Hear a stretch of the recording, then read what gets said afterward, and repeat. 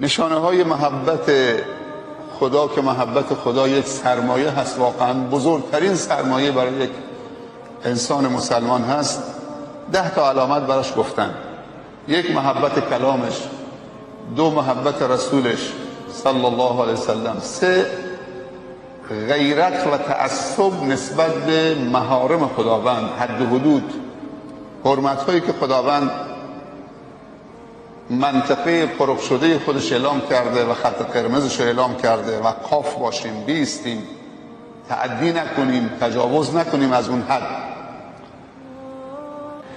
4 حریص بودن و اشراف داشتن بر این که تلاش بکنید جزو اولیای خدا باشید، چون خداوند اولیاشو دوست داره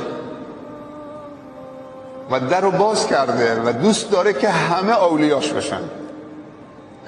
اولیا به معنی دوست.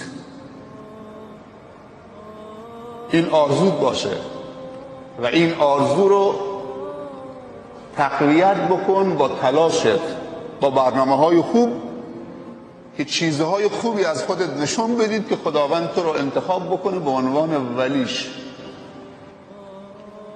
و مصداق این آیه باشید: الله ولی الذین آمنوا.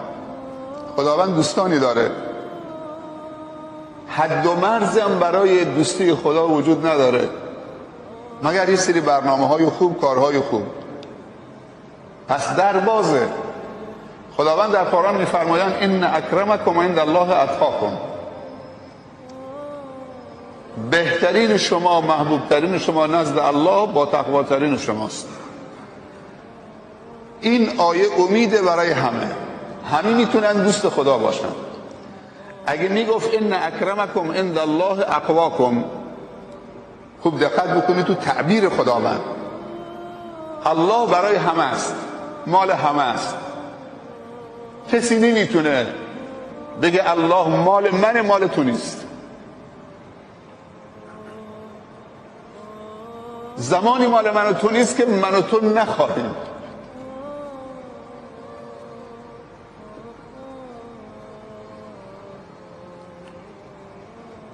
خودش اعلام کرده الله ولی الذین آمنوا. یکی از چیزها و برنامه‌هایی که انسان و ولی خدا میکنه ایمان است. اوصاف مؤمنین هم من دیروز آیه 112 سوره توبه برای شما تلاوت کردم.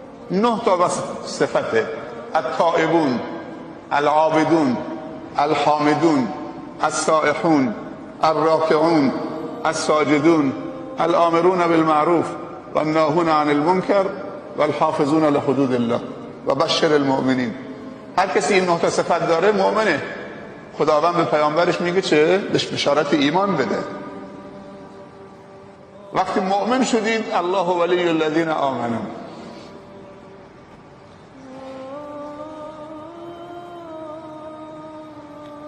چقدر زیباست که من و تو نائل بشیم، محظوظ بشیم، این شرف نصیب ما بشه که الله ما و شما رو به عنوان دوستان خودش انتخاب بکنه.